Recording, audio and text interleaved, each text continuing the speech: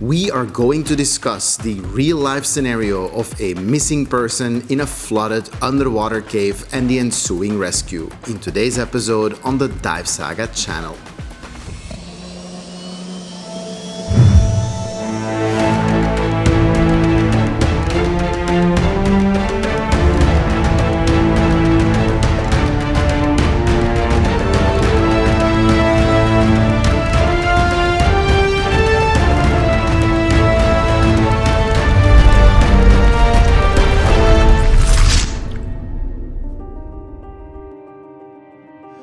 Well, hello guys, and welcome back to another episode on the Dive Saga channel.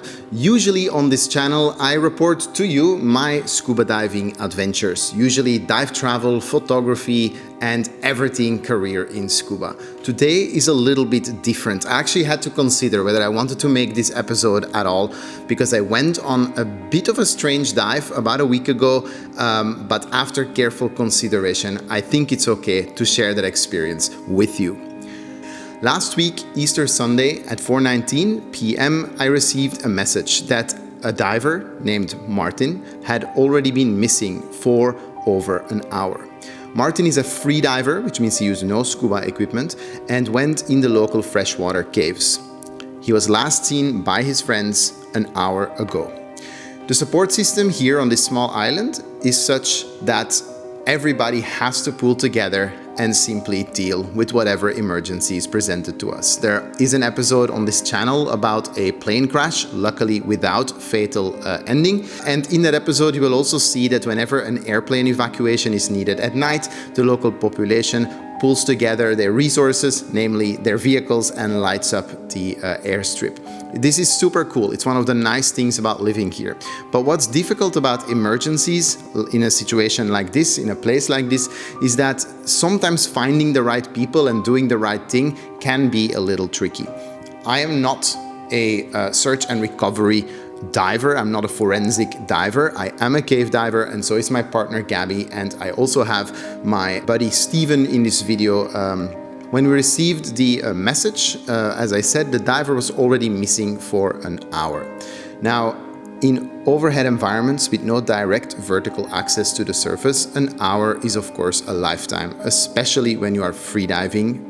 In other words, when you have no breathing supply. So we figured we set up side mount and cave diving equipment just to have it so that we could go to the site.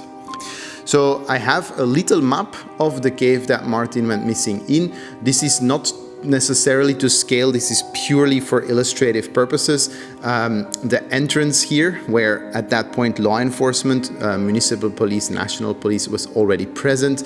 We had to descend down a little ladder and then to a tight crawl space at certain points not more than a foot high to get to the actual area where the water starts. This is a good 5 to 10 minute crawl, more or less on your stomach. Nevertheless, that's where we assessed the situation and got a briefing from his freediving buddies of what the direction was that the diver was missing in. So we then exited and formulated a plan.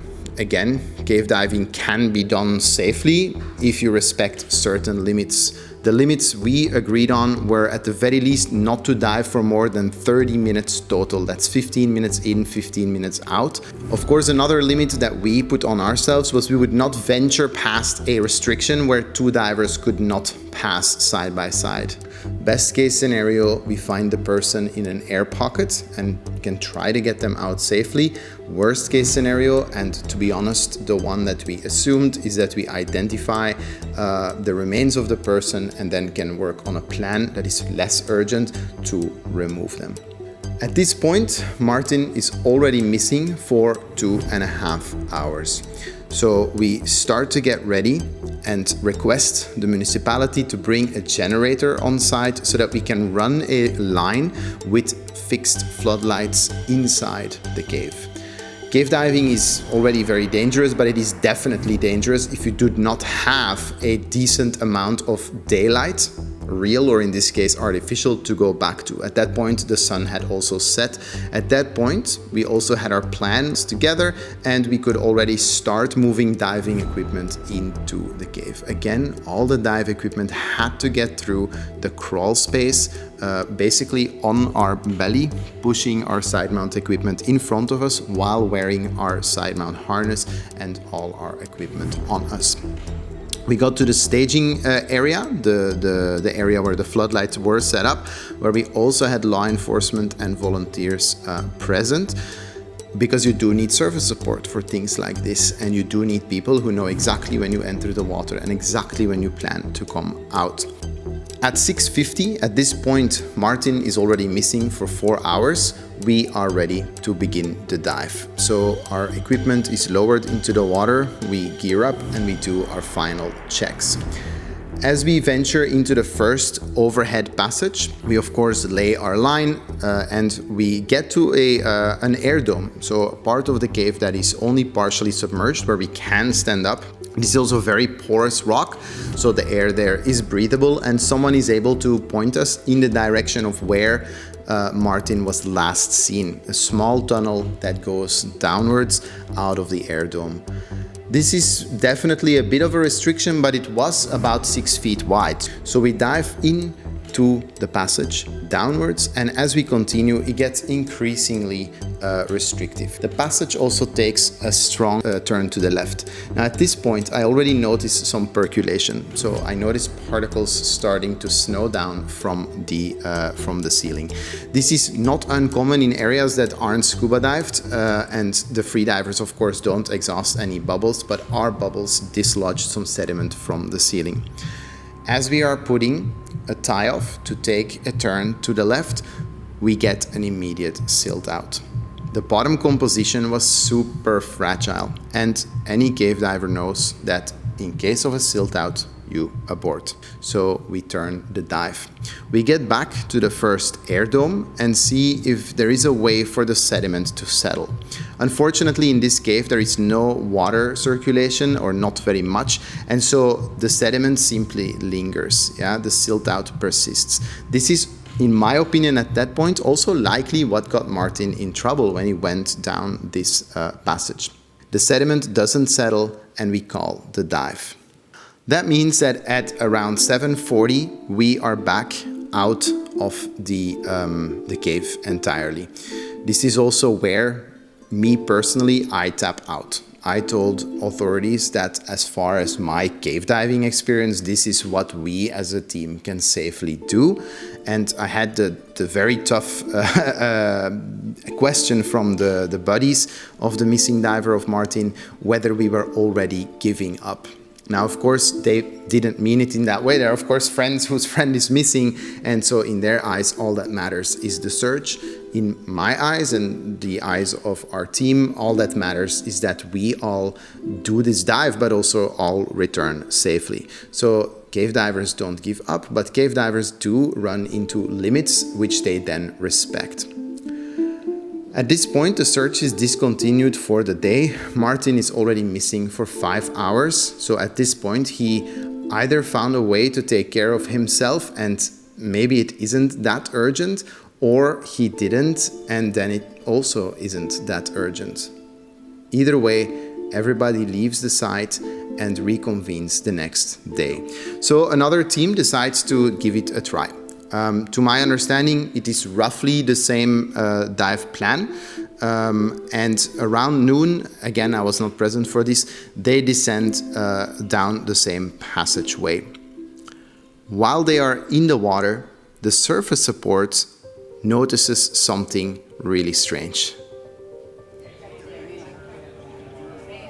Is that your boat? No, on the other side, far away.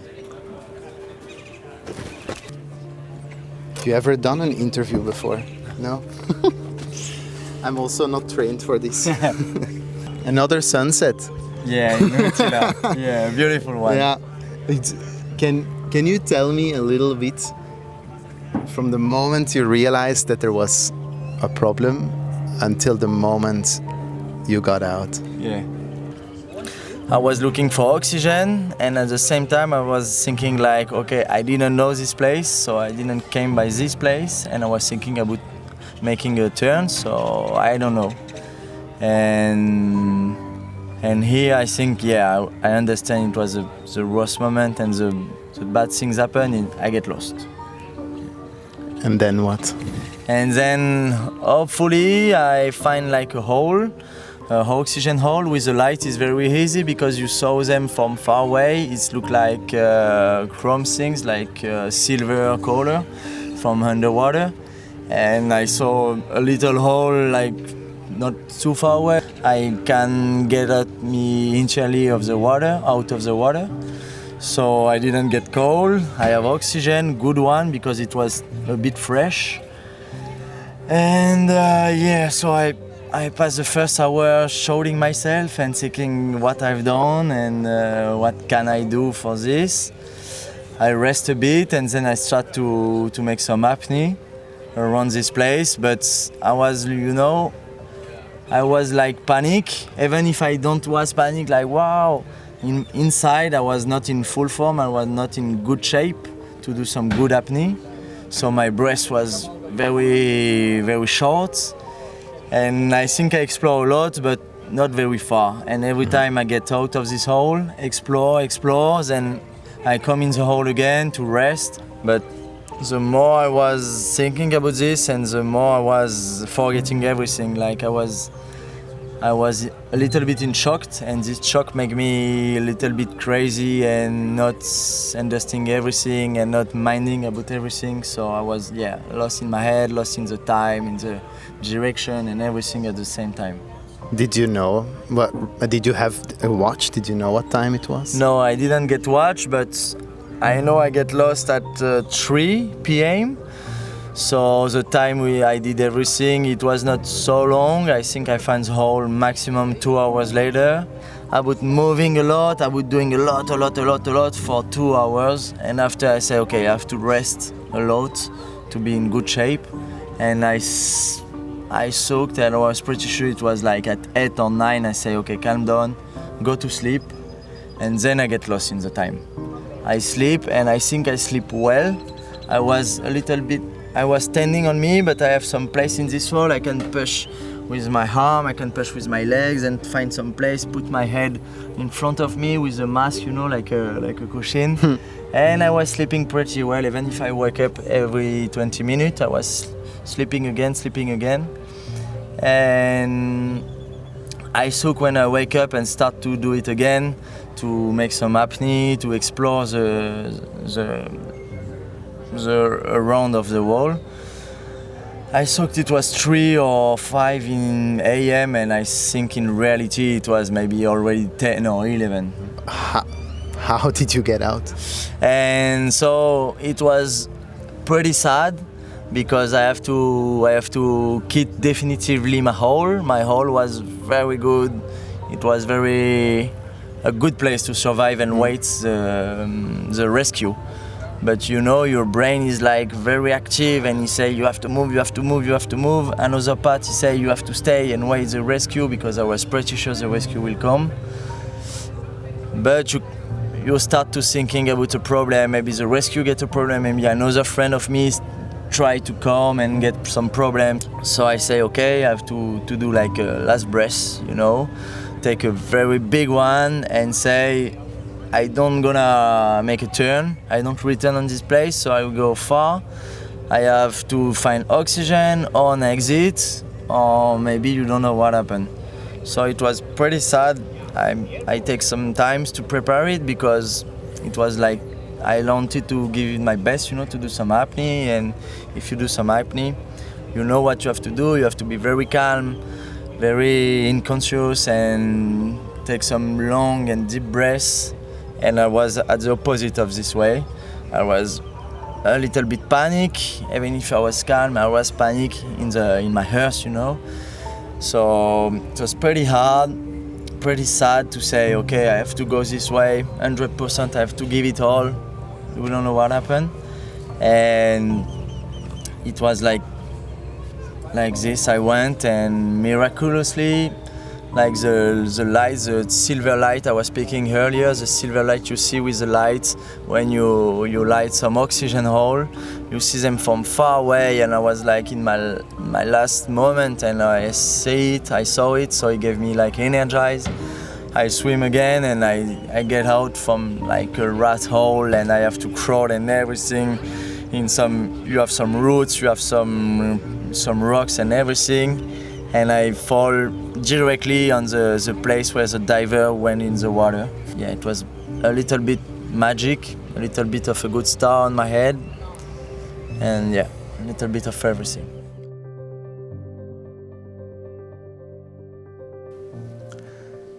And that is how some of us spent our Sunday, Easter and Easter Monday here on Utila this year. What a crazy story, luckily with a positive ending. But the reason I decided to make this episode is, of course, one, because I had Martin's blessing to do so, and it was a way for us to also have that story on record. And it can also serve as a warning that freediving in overhead environments holds extremely high risk. And let me also use this opportunity to reiterate that scuba diving in cave environments can also only be safely done if you are properly trained also to respect your limits. Thank you guys so much for watching, and I'll see you next time.